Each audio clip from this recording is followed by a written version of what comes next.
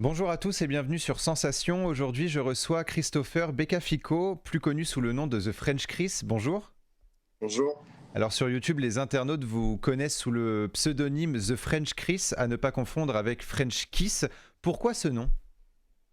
Parce que quand j'habitais à Los Angeles pendant 3 ans, mes potes ils m'appelaient comme ça parce que je sais pas, ils devaient pas sûrement croiser beaucoup de Français qui étaient vraiment amis avec eux. Du coup, la façon de me différencier à chaque fois entre d'autres gens, ils m'appelaient ouais The French Chris à chaque fois. Et du coup, à un moment, genre, à la base, je voulais m'appeler Christo. Et sauf qu'en fait, j'ai regardé quand j'ai voulu regarder sur Google à quel point était utilisé ce nom et tout. J'ai remarqué qu'en fait, ça valait pas le coup. Et The French Chris était plus marrant. Et en plus de ça, il était mieux référencé. Du coup, j'ai choisi quoi. Et vous êtes auteur, compositeur et interprète. Comment vous est venue cette idée de vous lancer dans la musique? Bah, écoutez, moi, j'ai commencé la guitare à 13 ans. Et en gros, direct, dès que j'ai commencé à apprendre la guitare, déjà, ça m'a plu immédiatement. J'ai commencé à en jouer des heures et des heures par jour pendant des années. Et en fait, au bout d'un moment, arrivé 3 ans plus tard, genre à 16, 17 ans, j'ai remarqué que c'était vraiment un truc où j'arrivais à me différencier là-dedans. Et du coup, je me suis dit, bah, j'ai envie de devenir musicien. J'en ai parlé à mes parents. Mes parents, ils étaient chauds. Ils s'en fichaient que je sois musicien. Parce que d'habitude, il paraît qu'il y a certaines familles, les parents aiment pas trop. Oui.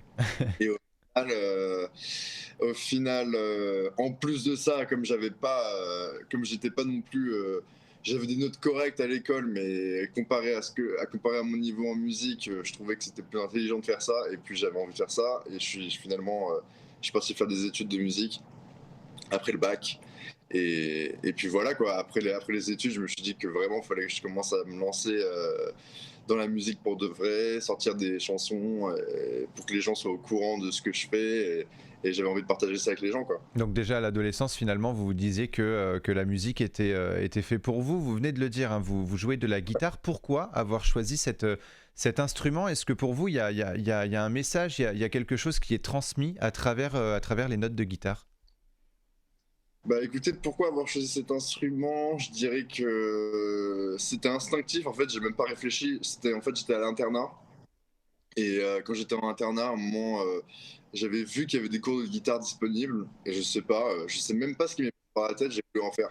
Alors que d'habitude, je sais même pas pourquoi j'ai vu cette annonce sur le mur, faire de la guitare, etc. Et j'étais en mode, bah, je vais en faire. Mhm. C'est la première fois de ma vie que j'avais pris l'initiative de faire un truc par moi-même, quoi, à cet âge-là. Mais je sais pas pourquoi j'ai décidé de le faire et j'ai aimé direct.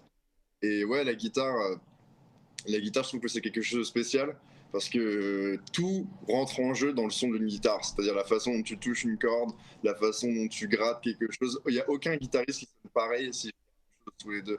C'est toujours un truc, c'est un feeling, c'est un des instruments où il y a besoin de plus de feeling en fait, je trouve.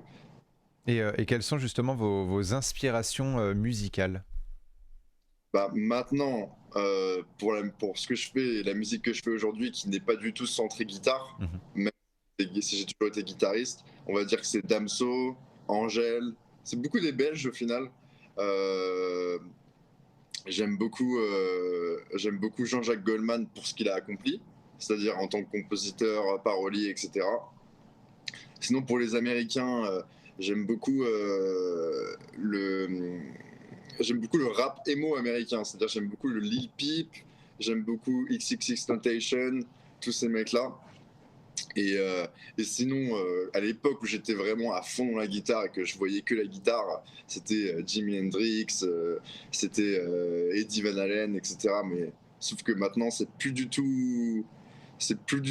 Avant, quand j'étais plus jeune, j'écoutais que de la musique des années 70. Mhm. Et en fait, maintenant, avec du recul, je trouve que la musique d'aujourd'hui est beaucoup plus intéressante. Et pour ceux qui ne vous connaissent pas, on va écouter un extrait de votre dernier titre, Hollywood, et on en parle juste après.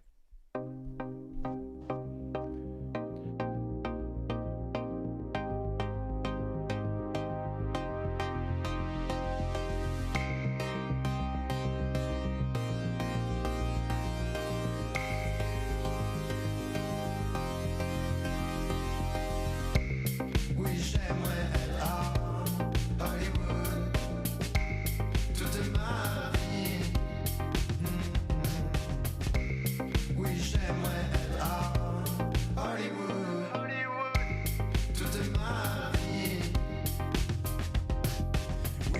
ma vie comme un film d'action. Vivre de ma passion sous les palmiers, rire devant les choses que j'ai rêvées. Oui, je veux vivre ma vie comme une star de cinéma. J'en suis sûr que ça m'ira, j'en doute pas. Non, j'en doute pas. Oui, j'aimerais être à Hollywood toute ma vie. Votre titre s'appelle donc Hollywood. Quels sont les messages à travers ce titre ? Bah, je dis pas beaucoup de paroles différentes au final, donc c'est marrant, mais en gros, bah, je trouvais que comme j'habitais là-bas pendant longtemps, et que comme je disais aux gens que c'est souvent... en fait, c'est marrant parce que quand j'en parlais aux gens que j'habitais là-bas, ça faisait plus rêver les gens que moi-même. Parce que moi, je sais ce que c'est habiter là-bas, et c'est pas non plus le paradis comme on met dans les films et tout, mais c'est génial quand même. Hein. Mais en gros, bah, j'ai voulu faire une chanson à propos de ça parce que je trouvais que ça faisait un message un peu début d'été. Ça fait une chanson un peu, ouais, c'est ça, c'est une chanson qui fait un peu qui va sortir de l'hiver et qui est un peu dans le délire. Le rêve stylé de tout le monde, et du coup je me suis dit bah je vais faire une chanson à propos de ça. Je vous avoue qu'en fait quand j'ai fait cette chanson, j'ai composé un truc sur mon ordinateur et tout de suite en fait au moment où j'ai trouvé la mélodie, j'ai voulu chanter un truc dessus pour avoir une sorte d'air, et c'est le premier truc qui m'est venu à la tête et je me suis dit que c'était cool, donc j'allais le garder et j'ai construit la musique autour de ça. Et alors là la thématique finalement ce serait le rêve et le voyage. Quelles sont les thématiques qui vous inspirent le plus et quelles sont celles que vous voulez aborder ?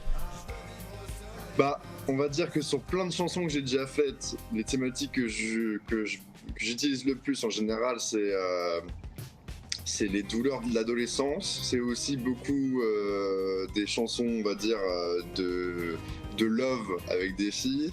C'est beaucoup de chansons... Ouais, c'est majoritairement ça, en fait. Après, j'ai des chansons aussi beaucoup qui parlent de sortes d'idéal, faire un rêve, accomplir des rêves, etc.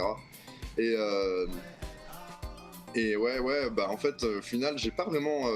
je le fais même pas exprès en fait, je me dis pas je vais écrire une chanson d'amour aujourd'hui ou quoi, en fait c'est juste instinctif et c'est peut-être le truc dans lequel je suis plus doué à faire, mais ouais en fait les prochaines chansons que je vais écrire, je saurais même pas quoi vous dire sur quel sujet ça va. En général j'y réfléchis pas en fait, c'est au feeling finalement. Ouais. Et dans vos clips, on retrouve rapidement une forme cinématographique. Certains de vos clips sont issus de séries, par exemple. Est-ce que le cinéma est aussi source d'inspiration pour vous ? Bah, comme j'avais déjà dit à quelqu'un, en fait, quand je mets des dessins animés, par exemple, dans mes clips, je le fais pas en fait, ma musique n'est pas par rapport au dessin animé, c'est plutôt le dessin animé qui est par rapport à la musique, c'est-à-dire que je cherche le dessin animé qui correspond à ce que je viens d'écrire déjà.